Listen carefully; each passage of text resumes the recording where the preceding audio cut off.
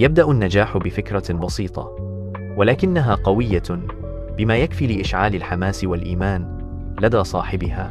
تصبح هذه الفكرة نقطة الانطلاق لكل الإنجازات اللاحقة، وهي الأساس الذي يبني عليه الناجحون مشاريعهم وأعمالهم. يجب أن تكون الفكرة واضحة ومحددة وقادرة على إحداث تغيير إيجابي. يكمن الفرق بين الناجحين والفاشلين في قدرتهم على الاستمرار والمثابرة. يواجه الناجحون العقبات بإصرار وعزيمة، ولا يستسلمون عند أول صعوبة. الاستمرار هو المفتاح لتحقيق الأهداف، وهو ما يميز الناجحين عن غيرهم.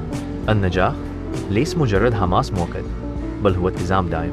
الحماس قد يكون شرارة البداية، لكن الاستمرار هو الوقود الذي يدفعنا إلى الأمام. النجاح يحب المستمرين وليس المتحمسين فقط.